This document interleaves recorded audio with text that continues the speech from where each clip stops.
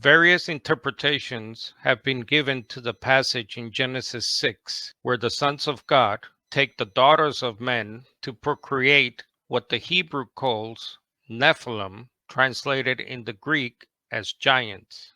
One popular view is to interpret the sons of God as godly men from the line of Seth, who first called on the name of Yahweh back in Genesis 4, verse 26. But following are reasons why this interpretation of Genesis 6 simply does not work. First, Genesis 4, verse 26 does not say that the people calling on the name are those of the line or family of Seth only.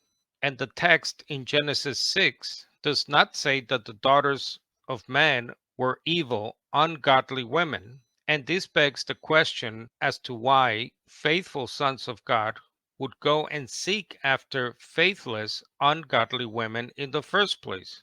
Instead, Genesis 6 distinguishes sons of God from humankind in verse 1, which would include the family of Seth or anyone else, and clearly states that the daughters of humankind are human women in general, not just some ungodly or unfaithful women. And nowhere in the whole of the Hebrew Bible is Seth or descendants of Seth called B'nai Elohim, the Hebrew for sons of God.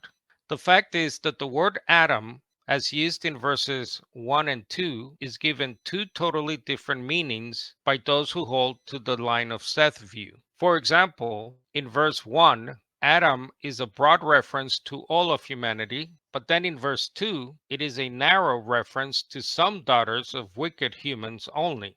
The point of the language of Genesis 6 points to an immoral sexual relationship and nothing to do with matrimony. The idea of marriage comes from English translations by the sons of God going in to women in verse 4 is a well-known biblical euphemism for sexual relations not exclusively used for marriage. The taking of a woman elsewhere in the Hebrew scriptures means illicit sexual relationship, as we see later in Genesis 38 and in the book of Leviticus chapters 18, 20, and 21. The same with coming or going into the women in Genesis 38, 39, Leviticus 21, Judges 16, and Amos chapter 2.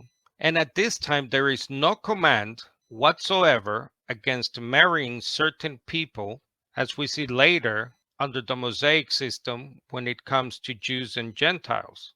The fact is that the concept of Israel's sonship refers to the relationship between Yahweh and his people, and not to the piety of the persons involved. When it comes to the Nephilim or the giants, we all know that humans do not reproduce or procreate a whole race of giants who go on to form whole nations, as we see in Numbers chapter 13. And we can get an idea of exactly how tall these giants were when we see the story of King Og, who is said to have been up to 13 feet, and Goliath up to 10 feet, as recorded by the Dead Sea Scrolls, Josephus, and the Greek translation of the Hebrew. This explains why the earliest understanding regarding the giants as the unholy offspring of fallen angels, similar to the Greco-Roman mythologies of the time, and according to the Word Biblical Commentary, this is the way most modern commentators understand the term giants. Had Genesis 6:4 intended to convey that the Nephilim, the giants, are the same as the sons of God, as some claim, the text would then read, the Nephilim were on earth in those days and also afterwards, who came to the daughters of men so that children were born to them.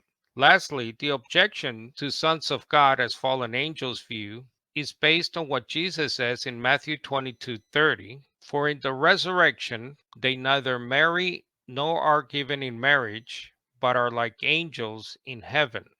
But Jesus here means holy angels, that is, angels of God, and his words should not contradict the fact that the angels who sin, that is, disobeyed by taking women, were not human beings. And this is the clear understanding of both Jude and Peter in his first letter and in his second letter.